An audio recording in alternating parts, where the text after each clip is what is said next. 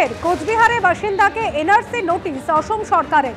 কোচবিহারের বক্সিরহাটের বাসিন্দা আরতি ঘোষকে এনআরসি নোটিশ অসম সরকারের। 1991 সালে অসমে বিয়ে হয় আরতি ঘোষের। 2018 সালে নাগরিকত্বের প্রমাণের জন্য নথি চেয়েছিল অসম সরকার। নথি দিতে না পারায় এনআরসিতে নাম উঠে গেছে বলে অভিযোগ। আর নথি পেতে তুফানগঞ্জের মহকুমা শাসকের দ্বারস্থ হলেও সহযোগিতা করেননি এমন অভিযোগ করেছেন আরতি ঘোষ। আর আজ আরতি ঘোষের সঙ্গে দেখা করেন কোচবিহার জেলার তৃণমূল সভাপতি অভিজিৎ দে ভৌমিক।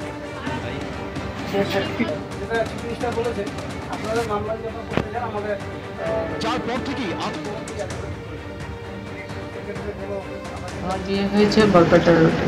আমার সার্টিফিকেট, আমার বাবার 66 সনের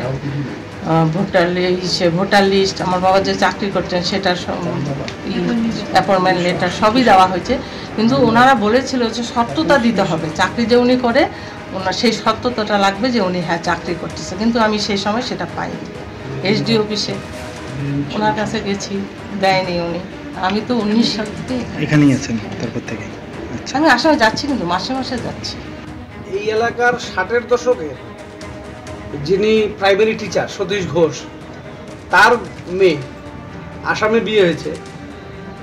এই যে একটা বাংলা বিদ্বেষী, বাঙালি বিদ্বেষী মানসিকতা আসাম সরকার দেখাচ্ছে, এটাকে আমরা রিজেক্ট করছি। এটা চলতে পারে না, এটা বন্ধ হওয়া দরকার। বাংলার মেয়েদের যাদের বিয়ে হয়েছে আসামে, তাদেরকে এনআরসির তালিকাভুক্ত করতে হবে, এটাই আমাদের দাবি। আর বাংলার মেয়েরা যারা ওখানে বিবাহ সূত্রে আছে, তাদেরকে কোনো রকম হ্যারাসমেন্ট করা যাবে না, এটা আমাদের দাবি। এই প্রথমবার নয়, এর আগে আপনারা জানেন কোচবিহারের দিনহাটার বাসিন্দা Uttam Kumar ব্রজবাসীকে NRC notice issue করেছিল অসমের ফরেনার্স ট্রাইব্যুনাল।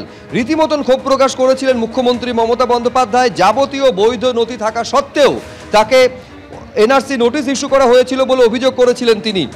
উত্তম কুমার ব্রজবাসীর বিরুদ্ধে 1971 সালের 24শে মার্চের পর কোনো বৈধ নথি ছাড়াই অসম সীমান্ত দিয়ে অনুপ্রবেশের অভিযোগ ওঠে।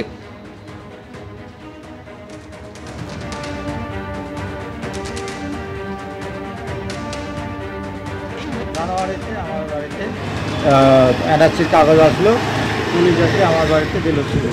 তারপরে আমি লোকের কাছে ডেকে তারপরে বললো এনআরসিকে। আমার বয়স তো হলো 50 বছর, আর আগে হয়তো 20-30 বছর থাকতে পারে বাবা, মানে জন্ম এখানে বাবার। পুরো আতঙ্ক আমি। প্রশাসন তো বললো যে তুমি জমির যা কাগজ পুরানো আছে সব দেখান।